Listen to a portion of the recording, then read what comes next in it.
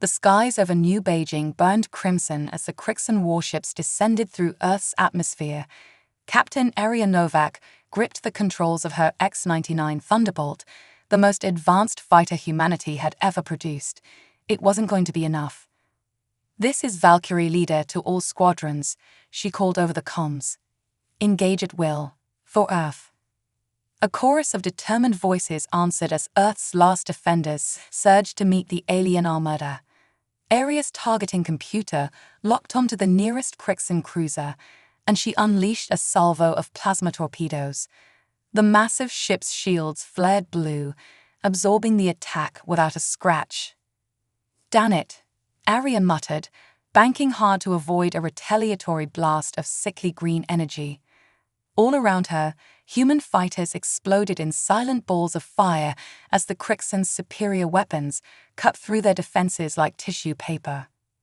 On the ground, Dr. Elias Frost watched the one-sided battle from the command center of Sanctuary Base, humanity's last-ditch survival shelter built into the heart of the Rocky Mountains.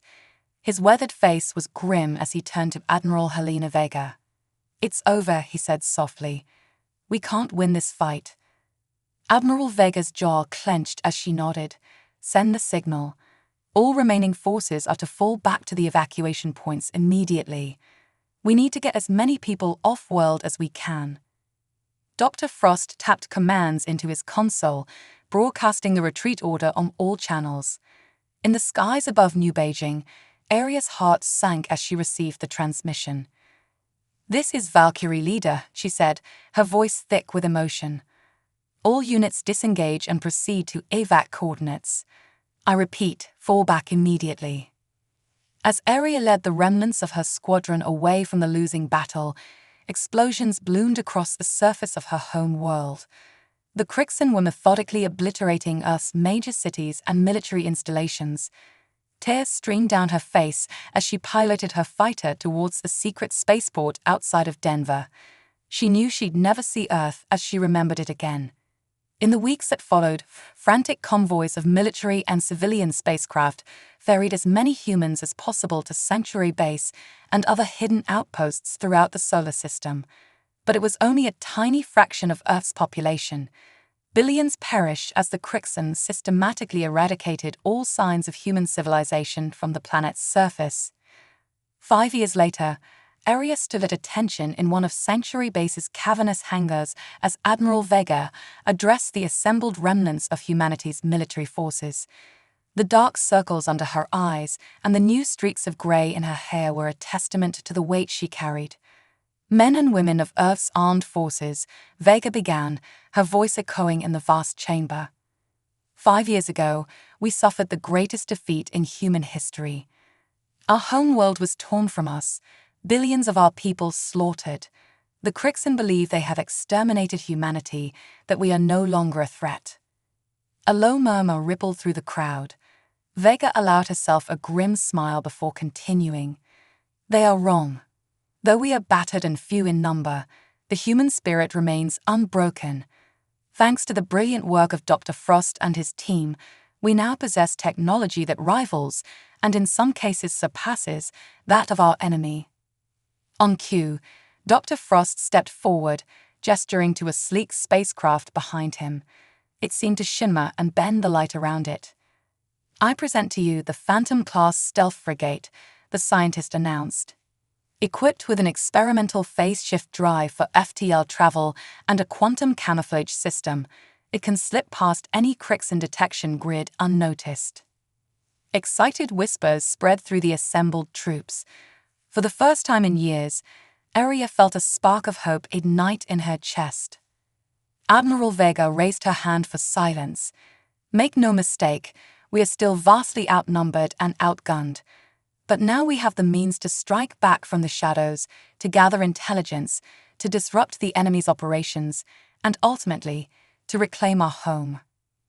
The Admiral's eyes blazed with determination as she surveyed the troops. "It will be a long and dangerous road. Many of us will not live to see Earth's liberation. But I promise you this, humanity will have its revenge.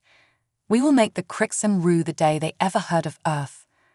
A thunderous cheer erupted from the assembled soldiers. Aria found herself shouting along with her comrades, 5 years of pent-up grief and rage pouring out. As the noise died down, Vega pointed to a group of officers, Aria among them. "You've been chosen for our first major operation. Report to Briefing Room Alpha in 1 hour for mission details." As Aria filed out of the hangar with the other chosen officers, her mind raced with a mixture of excitement and trepidation. After years of hiding and licking their wounds, they were finally taking the fight to the enemy. She silently vowed to make the Crixen pay for every human life they'd stolen. The resistance had begun. The Phantom-class frigate, Nightshade, dropped out of phase shift, the gas giant Kepler-16 bits suddenly looming large before them. Captain Aria Novak held her breath, watching the sensor readouts for any sign they'd been detected, but the Crixen ships patrolling the system showed no reaction to their presence. Quantum Camouflage holding steady, reported Lieutenant Zayn Malik, his fingers dancing over the helm controls. "Those scaly bastards don't have a clue we're here." Aria allowed herself a small smile. "Good work, Zayn. Take us in, nice and easy." As they approached their destination, a small, icy moon orbiting the gas giant, Aria addressed the assembled crew. "All right, people, this is it. Operation New Dawn begins now. We've got one shot at this, so let's make it count." The Nightshade glided silently through the moon's thin atmosphere, touching down in a vast cavern hidden from orbital scans. As the airlock cycled open, Aria stepped out onto the alien surface, her breath fogging inside her helmet. The cavern stretched for kilometers, its walls glistening with strange, bioluminescent fungi. "It's beautiful," whispered Dr. Lyra Santos, the team's xenobiologist. "And the atmosphere is breathable, just as our probes indicated." Aria nodded. "Let's hope the rest of our intel is just as accurate. We've got a lot of work to do." Over the next weeks, a feverish construction effort unfolded within the cavern. The Nightshade's fabricators worked overtime, producing prefab habitats, hydroponics bays, and fusion reactors. More stealth ships arrived, each carrying precious cargo, the seeds of a new human civilization. As Aria oversaw the establishment of their hidden colony, dubbed Haven, she couldn't help but marvel at human resilience. Just 5 years ago, they'd been on the brink of extinction. Now they were laying the groundwork for a new beginning, right under the Crixen's noses. But it wasn't all smooth sailing. Food was scarce, living conditions were cramped, and the constant fear of discovery weighed heavily on everyone's minds. Tempers flared, and more than once Aria had to break up fights among the colonists. "We can't go on like this," Dr. Santos said one day, her face haggard from lack of sleep. "The people need hope, something to work towards beyond mere survival." Aria sighed, running a hand through her short-cropped hair. "I know, Lyra, but what can we offer them? We're barely holding on as it is." Before Lyra could respond, alarms blared throughout the colony. Aria's heart raced as she sprinted to the command center. "Report," she barked as she burst through the door. Zayn looked up from his console, his face pale. Multiple Crixen signatures just entered the system, a full battle group. Aria's blood ran cold. "Have they detected us?" Zayn shook his head. "Doesn't look like it. They seem to be conducting standard patrol operations. But if they decide to do a thorough scan of this moon..." "We're done for," Aria finished grimly. She took a deep breath, steeling herself. "Initiate silent running protocols. All non-essential systems offline, and pray they don't look too closely." For 3 agonizing days, Haven held its breath. The colonists huddled in darkness, power cut to a bare minimum to avoid detection. Children whimpered, quickly hushed by fearful parents. Aria paced the command center, watching the holographic display as Crixen ships moved through the system. Finally, mercifully, the alien vessels jumped away. A collective sigh of relief echoed through the caverns. But Aria knew this was only a temporary reprieve. "We need better defenses," she announced to her senior staff. "And we need a way to strike back. We can't live like this forever. jumping at shadows. Dr. Frost, who had arrived with the latest group of colonists, cleared his throat. I only have a solution to both problems, but it's going to require us to take some significant risks. Arya raised an eyebrow. I'm listening. Frost activated a holographic display showing a star map of a nearby system. Our long-range scans have detected some unusual energy signatures here. They don't match any known Crixan technology. In fact, they don't match anything in our database. Lura leaned forward, her eyes wide. You think it might be alien tech, from a species other than the Crixan? Frost nodded. Possibly even more advanced. If we could get our hands on it, study it, it could be the key to evening the odds against the Crixan. Arya mulled it over, weighing the potential benefits against the dangers. Finally, she made her decision. All right, we'll send a small team to investigate, but we'll need to be careful. We can't risk leading the Crixan back to Haven. As preparations for the mission began, Arya couldn't shake a feeling of both excitement and dread. They were about to venture into the unknown, seeking ancient alien secrets that could turn the tide of the war. But if they were discovered, it could mean the end of everything they'd fought so hard to build. The fate of humanity would hinge on what they found in that distant star system, and Arya swore she would do whatever it took to ensure their species' survival. The Nightshade emerged from phase shift at the edge of the uncharted star system, its quantum camouflage immediately engaging. Captain Arya Novak studied the sensor readings, her brow furrowed in concentration. Multiple planets, heavy asteroid fields, she muttered. Any sign of that energy signature, Zane? Lieutenant Malik nodded, his fingers flying over the controls. Affirmative. It's coming from the third planet. Looks like some kind of artificial structure on the surface. Dr. Frost leaned in, his eyes gleaming with excitement. Incredible. And no sign of Crixan activity. Nothing yet, Arya replied cautiously. But let's not get complacent. Zane, take us in. Nice and slow. As they approached the mysterious planet, the crew of the Nightshade held their breath. The world below was a swirling mass of purples and greens, its atmosphere thick with strange gases. But it was the massive structure on the surface that drew everyone's attention. It's like nothing I've ever seen, Dr. Santos whispered in awe. The building, if it could be called that, was a towering spire of gleaming metal and pulsing energy, stretching kilometers into the sky. Arya made her decision. We're going down there.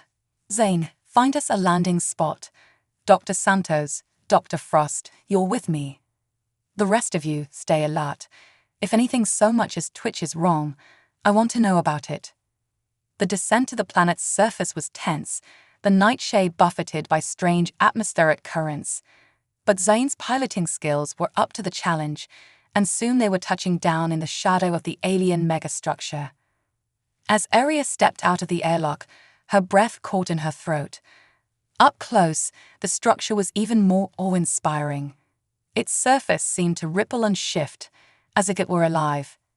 Breathable atmosphere, Dr. Santos confirmed, checking her instruments. But these energy readings, they're off the charts. Dr. Frost approached the base of the structure, his hand outstretched. As his fingers brushed the surface, lines of light spread out from the point of contact, forming intricate patterns. It's reacting to us, he breathed. Suddenly, a section of the wall shimmered and vanished, revealing an entrance. Arya's hand went to her weapon instinctively. Well, she said after a moment, I guess that's an invitation. Stay alert, people. We don't know what we're dealing with here. As they ventured inside, the structure came alive around them. Holographic displays flickered to life, showing strange symbols and diagrams. Dr. Frost worked feverishly to decipher them, his eyes wide with wonder.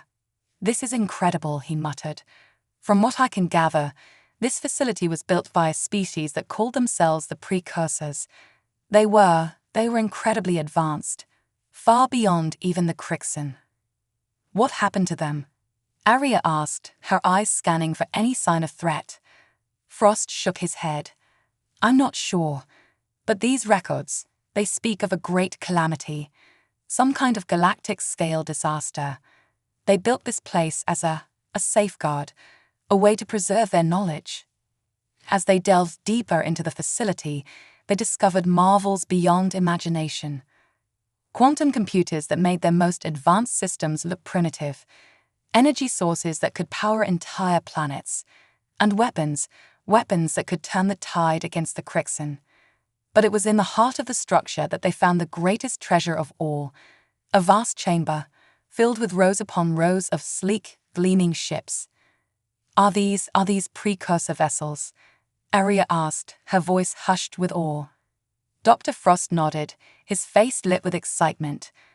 And from what I can tell, they're far more advanced than anything the Crixin have. If we can figure out how to use them, we might have a real chance. Aria finished, a fierce grin spreading across her face. For days they worked tirelessly, downloading data, studying the alien technology. Dr. Frost and his team made breakthrough after breakthrough, each discovery bringing them closer to understanding the precursor's incredible advancements. But their time was running out. On the 5th day, alarms blared throughout the nightshade. Captain, Zane's voice crackled over the comm. We've got multiple Crixin signatures entering the system. They'll be on us in hours. Aria's mind raced. They couldn't let this technology fall into Crixin hands. But they also couldn't abandon it. It was too valuable. She made her decision. Zane, prep the nightshade for immediate departure. Dr. Frost, gather every scrap of data you can. Dr. Santos, we need to figure out how to pilot one of these precursor ships. We're taking it with us. As the Crixin fleet drew closer, a desperate race against time unfolded. Aria and her team worked feverishly, deciphering alien controls, transferring mountains of data. Finally, with mere minutes to spare, they were ready. Nightshade, you're clear for departure, Aria called over the comm. Get back to Haven. We'll follow in the precursor ship. As the Nightshade phased out, Aria took the controls of the alien vessel. Its systems hummed to life, responding to her touch as if it had been built for her. Here goes nothing, she muttered, and engaged the drive. The precursor ship moved like nothing Aria had ever experienced. It didn't so much fly as dance between the stars, effortlessly outpacing the pursuing Crixin vessels. As they left the system far behind, Aria allowed herself a moment of pure, unadulterated hope. For the first time since the fall of Earth, humanity had a real chance. The spark of resistance was about to become a blaze, and the Crixin would never know what hit them. Continue. Part 4. Operation Shadow Strike. The mood in Haven's war room was electric as Captain Aria Novak presented their findings from the precursor facility. Admiral Vega's eyes gleamed with a mixture of awe and fierce determination as she reviewed the data. This changes everything, Vega said, her voice barely above a whisper. With this technology, we might actually have a chance to strike back at the Crixin. Dr. Frost stepped forward, his normally calm demeanor crackling with excitement. Admiral, Captain, if I may, we've made a breakthrough in understanding the precursor's quantum camouflage technology. I believe we can adapt it to create a device that doesn't just hide us from Crixin sensors, but actively mimics their own ships. Aria's mind raced with the possibilities. You mean we could slip right into the heart of their territory, disguised as one of their own? Frost nodded. Precisely. And I have the perfect target in mind. He pulled up a holographic display of a heavily fortified Crixin world. This is Nexus Prime, their primary shipyard and research hub. If we can infiltrate it, we could deal a crippling blow to their war machine.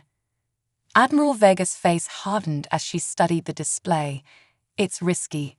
If we're detected, we'd be deep in enemy territory with no hope of rescue. But if we succeed, Aria countered, we could set them back years, maybe even turn the tide of the war. After a long moment, Vega nodded. Very well. Captain Novak, you'll lead the operation. Assemble your team and prepare for departure in 48 hours. As Aria left the war room, Her mind was already whirling with plans.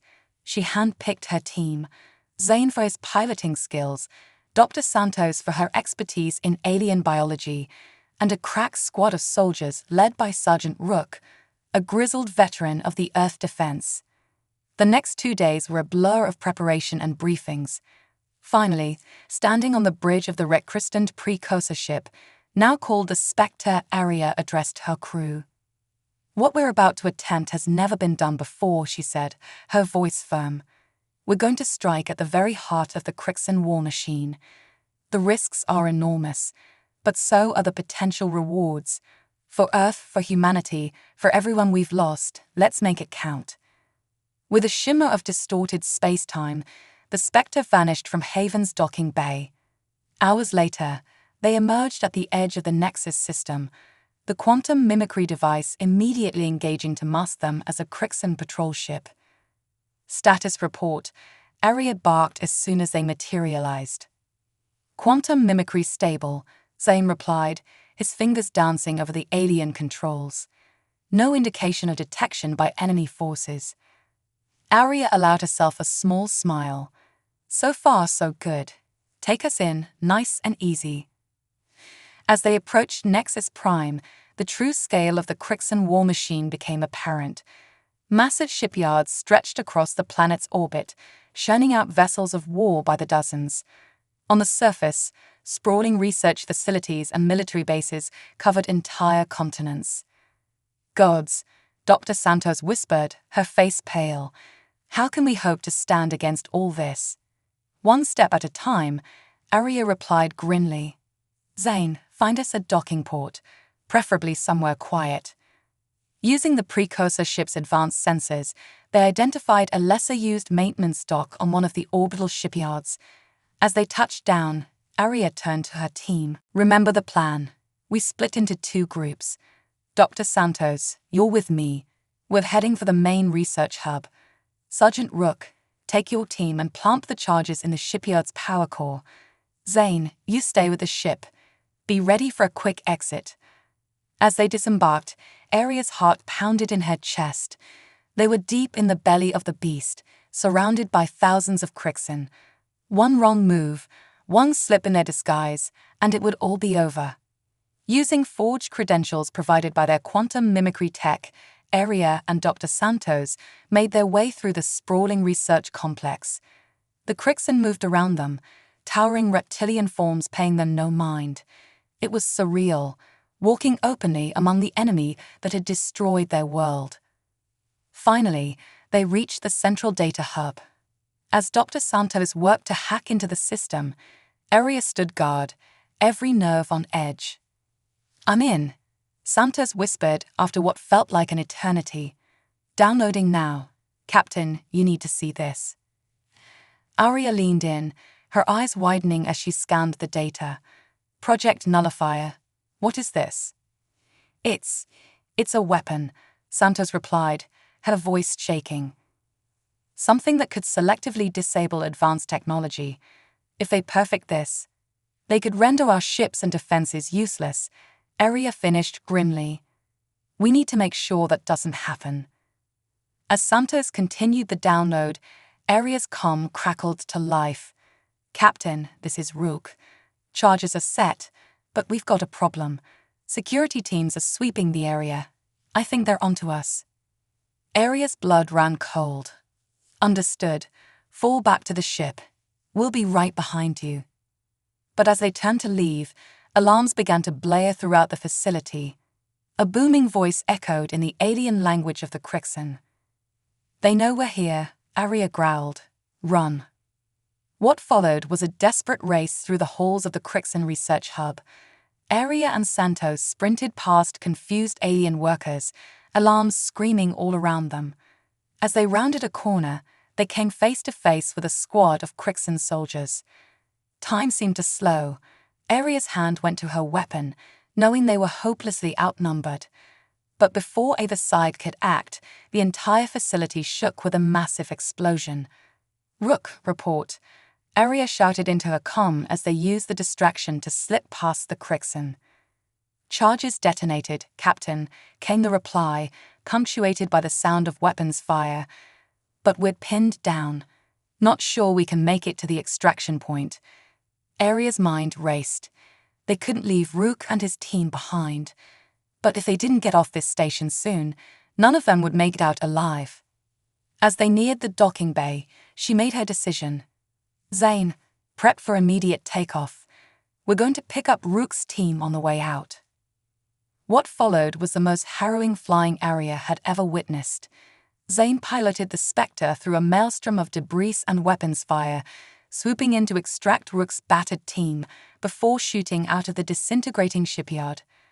As they fled the Nexus system, Crixan ships in hot pursuit, Aria allowed herself a moment of grim satisfaction. They dealt a significant blow to the enemy and escaped with vital intelligence.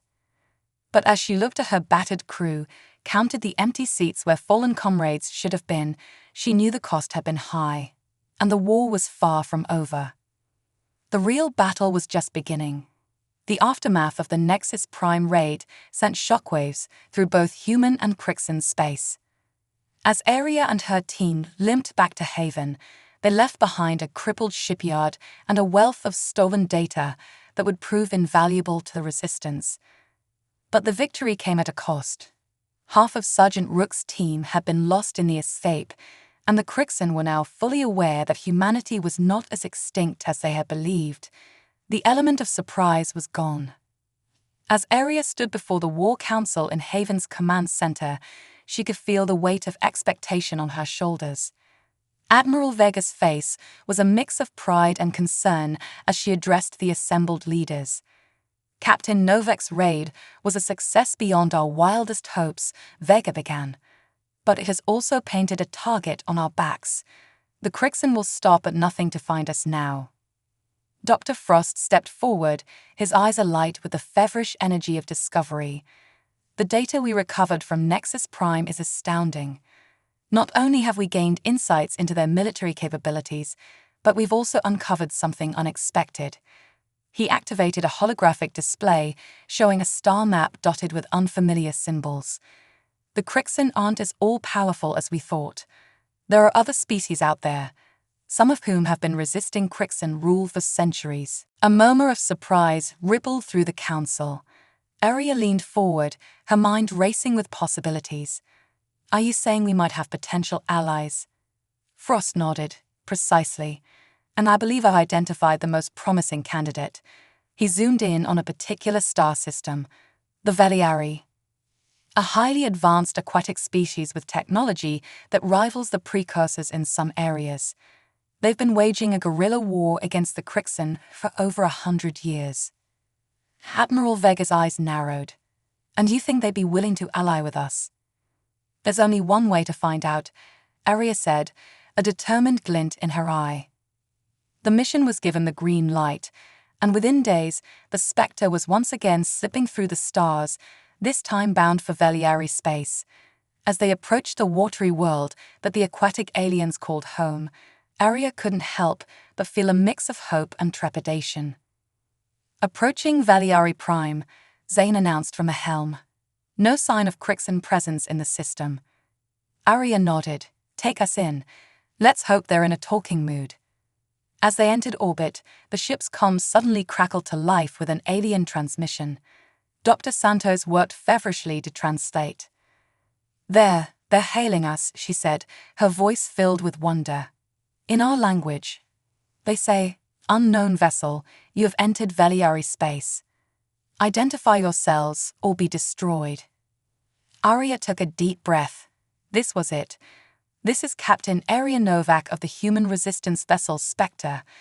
We come seeking alliance against our common enemy, the Crixan Empire. There was a long, tense moment of silence. Then, human vessel Spectre. We thought your kind extinct. You'll descend to these coordinates. Any deviation will be met with lethal force. As they followed the Veliari instructions, descending through the planet's atmosphere, Aria marveled at the sight before them. Vast cities shimmered beneath the waves, protected by energy fields that held back the ocean. Sleek vessels that seemed to swim through both water and air patrolled the skies. They were directed to a floating platform where a delegation of Veliari waited. As Aria stepped out to meet them, she couldn't help but gasp. The aliens were a sight to behold, graceful, vaguely humanoid forms with iridescent scales and large, intelligent eyes. The leader of the delegation stepped forward. "I am High Commander Zilax of the Veliari Defense Force. You claim to seek alliance, humans. But how do we know this is not some Crixan trick?" Aria met the alien's gaze steadily. "Because we have something you need. Intelligence on Crixan operations and technology that could turn the tide of this war." What followed was days of intense negotiation. Aria and her team shared their discoveries from the precursor facility and the raid on Nexus Prime. The Veliari, in turn, revealed the extent of their hidden resistance network, spanning dozens of subjugated worlds. Finally, on the third day, High Commander Zilax addressed Aria and her team. "For centuries we have fought alone against the Crixan tide. Perhaps it is time for a change. We will ally with you, humans. Together, we may yet break the chains of our oppressors."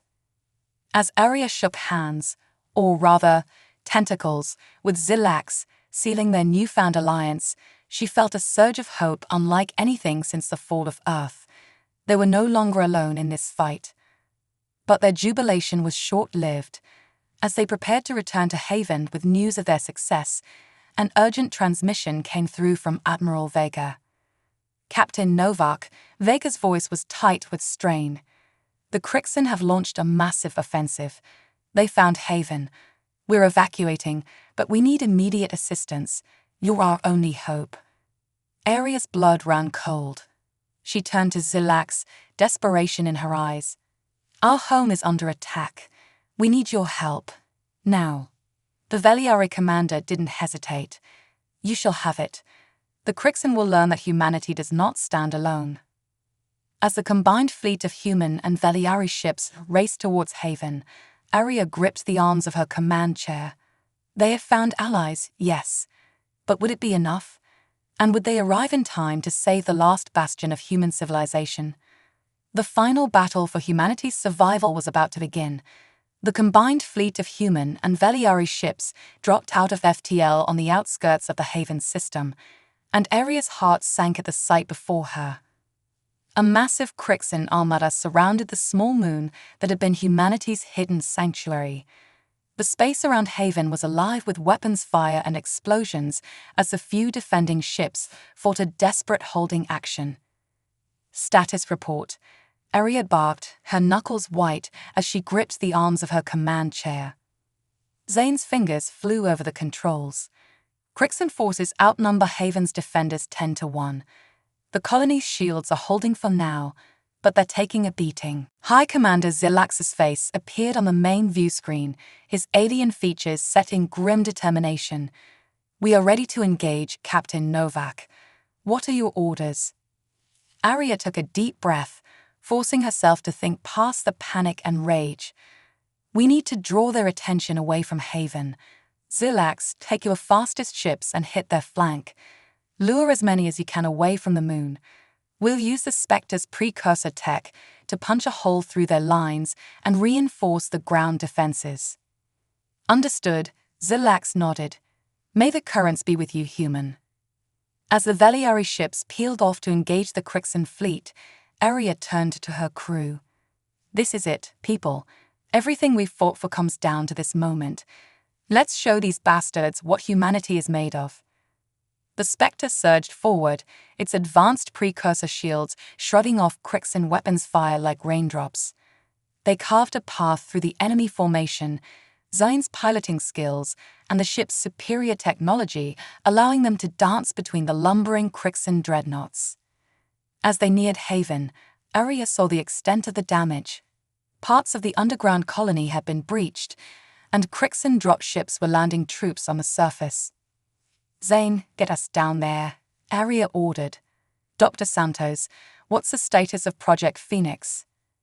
Dr. Santos looked up from her console, her face pale but determined. "It's ready, Captain, but we'll only get one shot at this." Aria nodded grimly. Project Phoenix was their last desperate gambit, a weapon reverse-engineered from precursor tech that could, in theory, disable every piece of Crixan technology within a vast radius. But using it would also fry most of their own systems. It was all or nothing.